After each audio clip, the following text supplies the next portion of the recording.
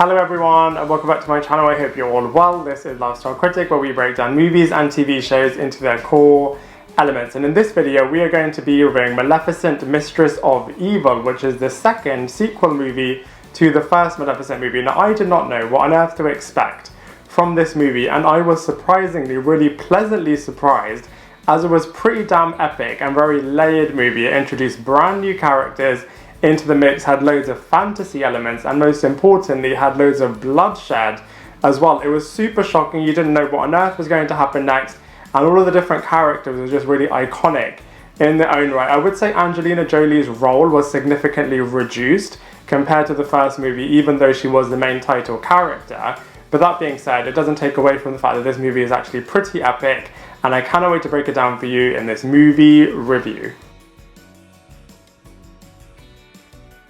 So from a storyline point of view, it's surprisingly very politically driven. However, it's got that fantasy edge to it, which makes it really compelling. So we first start off by seeing that Aurora and Prince Philip want to marry each other, which Maleficent at first really disagrees with, but reluctantly she decides to go to dinner with Prince Philip's family, where she meets Queen Ingrid, who is a really evil figure who is taunting her throughout the entire evening, telling her that humans absolutely hate her and think that she's really evil as well. A bit of a confrontation happens, which leads to the Maleficent character flying off. However, she is shot down by an iron bullet, which makes her fly into the water, but she is rescued by people of her own kind, who are called Dark Fae. A war is then erupting between all of the magical creatures and the human creatures, and the human creatures want to wipe out and completely destroy all magical creatures. So it's a big question to see who is going to win this war, where there's tons of bloodshed and loads of twists and turns happening, and seeing who is going to come out on top. So it's actually a pretty epic, high stakes based movie,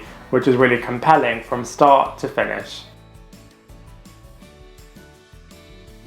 So from a casting characters point of view, all of the characters from the first movie are back, apart from one being recasted, and they've got new characters in the mix as well. So from a casting characters point of view, it's really, really great, and they all do phenomenal performances. So let's go through them one by one. So first up, we have Angelina Jolie, who is back as the Maleficent character. She is still leading the film in a great way, and she's got so much presence, such a stoic figure. However, her role is very much reduced in this film, and they are making way for loads of other different characters.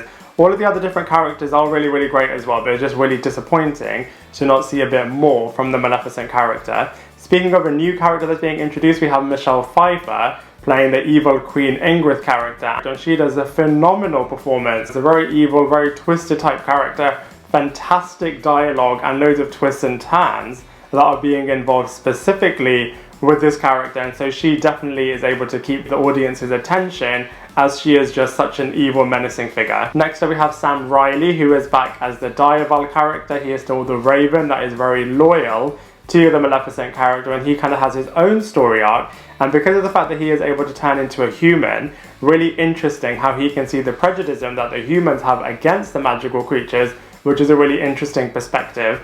Next up we have some new characters being introduced. So we have Chiwetel Ejiofor and Skrein playing some Dark Fae characters, so you can find out a lot more about Maleficent's background through these different characters, which is really, really interesting. Next up we have Dickenson, who is playing the Prince Philip character, the recasted role from Brenton Thwaites, as obviously Brenton Thwaites was really busy filming the Titans TV series. But Harris does a really, really good job in terms of bringing the Prince Philip character to life. Obviously in the first movie, the Prince Philip character wasn't that prevalent in that film, so Harris is definitely able to make the role his own. And he's very loyal towards Aurora. He's trying to be loyal to his kingdom and his family as well, and he obviously doesn't know how evil and twisted his mother is.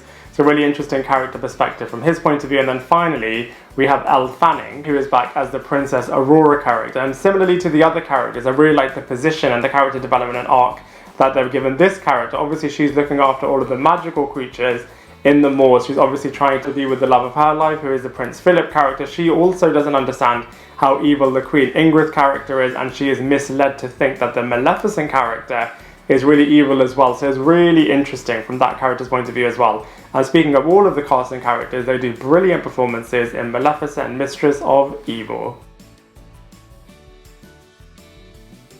So from a visual point of view, this movie is definitely coming into its own in this arena, as everything just looks incredibly spectacular and very, very cinematic. All of the war scenes in particular, there's so much bloodshed, so many characters are dying and being killed off. I couldn't believe that this is actually a Disney movie. Obviously it does it in its own Disney fantastical way, but the fact that there was just so much bloodshed happening in this movie was truly, truly shocking. The palaces all look absolutely incredible. All of the CGI outdoors and indoors looks really, really amazing. And all of the fantasy magical creature side of things as well looks really, really incredible as well. So it's very spectacular from a visuals point of view. So from a comparison point of view, I really liked the first Maleficent movie and I wasn't sure how the sequel would go, if it would be even better than it. I was expecting it to not be as good as it was, but actually it was super, super good. And I now prefer it to the first Maleficent movie. I'd also say it's very similar to the Narnia franchise, and it's got the same producer as Oz the Great and the Powerful, and so I would say it's very similar cinematically to those other movies, but in terms of a comparative, it is a very strong entry as well. So overall, I have to say Maleficent Mistress of Evil is actually really, really impressive. I enjoyed it so much more than I thought I would have done.